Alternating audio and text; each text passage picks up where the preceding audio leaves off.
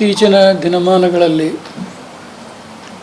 ರಾಜ್ಯದ ರಾಜಕೀಯ ರಂಗದಲ್ಲಿ ದಿನದಿಂದ ದಿನಕ್ಕೆ ಒಂದೊಂದು ಹೊಸ ವಿಚಾರಗಳು ಹೊರಗೆ ಬರ್ತಾ ಇದ್ದಾವೆ.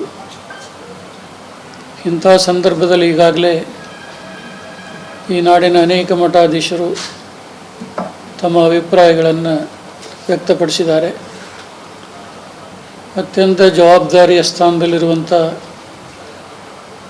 ಬಾಳೆಹೊನ್ನೂರಿನ ರಂಭಾಪುರಿ ಜಗದ್ಗುರು ಹೆಚ್ಚು ರಾಜಕೀಯ ವಿಚಾರವಾಗಿ ಮಾತನಾಡಲಿಕ್ಕೆ ಇಚ್ಛೆಯನ್ನು ಪಡೋದಿಲ್ಲ.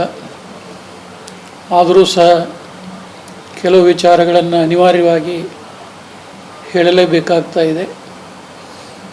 ಕೆಲವರು ಮುಖ್ಯಮಂತ್ರಿ ಬದಲಾವಣೆ ಬಯಸಿದರೆ, ಇನ್ನು ಕೆಲವು ಜನರು ಇನ್ನೂ 3 ಜನ DCM ಮಾಡಬೇಕನ್ನುವಂಥ ಸಲಹೆಯನ್ನು ಮುಂದಿಟ್ಟಿದ್ದಾರೆ.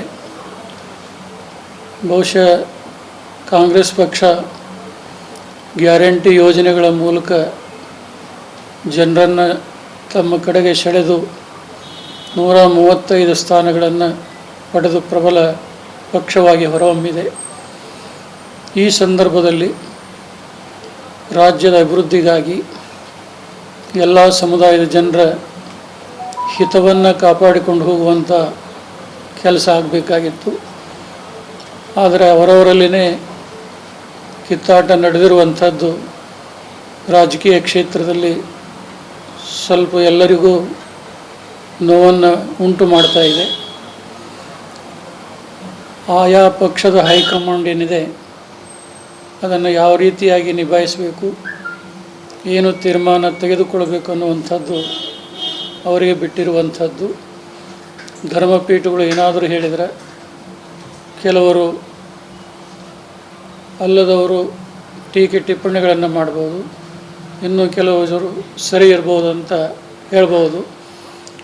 ಆದರೆ ಒಟ್ಟಾರೆ ಇದನ್ನು ನಿಯಂತ್ರಣ ಮಾಡಬೇಕಾದ್ರೆ ಕಾಂಗ್ರೆಸ್ ಪಕ್ಷದ ಹೈಕಮಾಂಡ್ ಒಂದು ಗಟ್ಟಿಯಾದಂಥ ನಿರ್ಧಾರ ಕೈಗೊಳ್ಳೋದು ಒಳ್ಳೆಯದು. ಇತ್ತೀಚಿನ ದಿನಗಳಲ್ಲಿ ಸರ್ಕಾರದಲ್ಲಿ ಅನೇಕ ಹಗರಣಗಳು ಹೊರಗೆ ಬರ್ತಾ ಇದ್ದಾವೆ.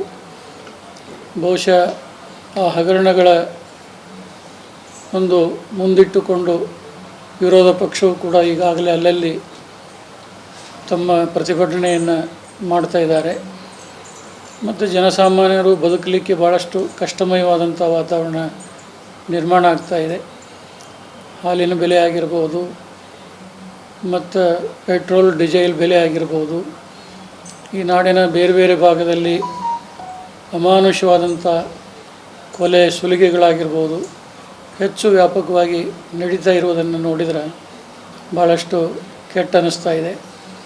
ಇಂಥ ಸಂದರ್ಭದಲ್ಲಿ ಕಾಂಗ್ರೆಸ್ ಪಕ್ಷದ ಸರ್ಕಾರ ಒಂದು ಗಟ್ಟಿ ನಿರ್ಧಾರ ಕೈಗೊಳ್ಳುವಂಥದ್ದು ಭಾಳ ಮುಖ್ಯ. ಎರಡನೇದಾಗಿ ಜವಾಬ್ದಾರಿ ಸ್ಥಾನದಲ್ಲಿರುವಂಥ ಮುಖ್ಯಮಂತ್ರಿಗಳು ಕೆಲವು ಜಾತಿ ಜನಾಂಗಗಳನ್ನು ತುಷ್ಟೀಕರಣ ಮಾಡುವಂಥ ಕೆಲಸ ಮಾಡಬಾರ್ದು.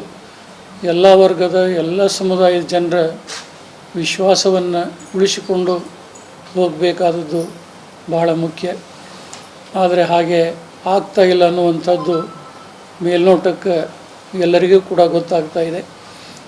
ರಾಜ್ಯದ ಬಹಳಷ್ಟು ಸಂಪನ್ಮೂಲ ಗ್ಯಾರಂಟಿ ಯೋಜನೆಗಳಿಗೆ ಅದು ಬಳಕೆ ಆಗ್ತಾ ಇರುವ ಕಾರಣ ಯಾವುದೇ ತಾಲೂಕಾ ಕ್ಷೇತ್ರದಲ್ಲಿ ಅಭಿವೃದ್ಧಿ ಕಾರ್ಯಗಳಿಗೆ ಹಣ ಇಲ್ಲ ಅನ್ನುವಂಥ ಕೊರಗು ನಾವು ಹೇಳುವಂಥದ್ದಲ್ಲ.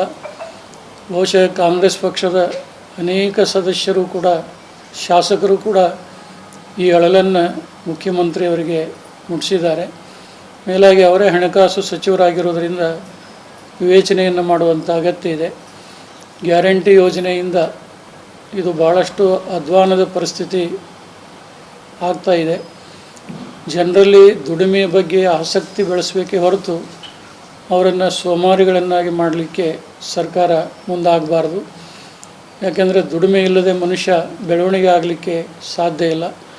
ದುಡಿಮೆ ಇಲ್ಲದೆ ಸಂಪತ್ತು ಗಳಿಸ್ಬೇಕನ್ನುವಂಥ ಕೆಲವು ಜನರ ಒಂದು ಮಾತಿಗೆ ಮರಳಾಗಿ ಅಥವಾ ಒಂದು ತಮ್ಮ ಪಕ್ಷದ ಜನಪ್ರಿಯತೆಗೆ ಇಂಥ ಅಗ್ಗದ ಪ್ರಚಾರಗಳನ್ನು ಕಾರ್ಯಕ್ರಮಗಳನ್ನು ಅನುಷ್ಠಾನ ಮಾಡೋದರಿಂದ ರಾಜ್ಯದಲ್ಲಿ ಅಭಿವೃದ್ಧಿ ಕಾರ್ಯಗಳಿಗೆ ಭಾಳಷ್ಟು ಹಿನ್ನಡೆ ಆಗ್ತಾಯಿದೆ. ಅದಕ್ಕೆ ಆ ಗ್ಯಾರಂಟಿಗಳ ಬಗ್ಗೆಯೂ ಕೂಡ ಮತ್ತೊಮ್ಮೆ ಪುನರ್ವಿಮರ್ಶೆ ಮಾಡಿ ಯಾವುದನ್ನು ಎಷ್ಟು ಪ್ರಮಾಣದಲ್ಲಿ ಕೊಡಬೇಕು ಮತ್ತು ಅಭಿವೃದ್ಧಿ ಸಮಗ್ರವಾಗಿ ಮಾಡಬೇಕಾದ್ರೆ ಹಣಕಾಸಿನ ಒಂದು ವ್ಯವಸ್ಥೆನ ಯಾವ ರೀತಿ ಕಲ್ಪಿಸಬೇಕು ಅನ್ನೋದ್ರ ಬಗ್ಗೆ ಒಂದು ಯೋಚನೆ ಮಾಡಿದರೂ ಭಾಳ ಒಳ್ಳೆಯದು.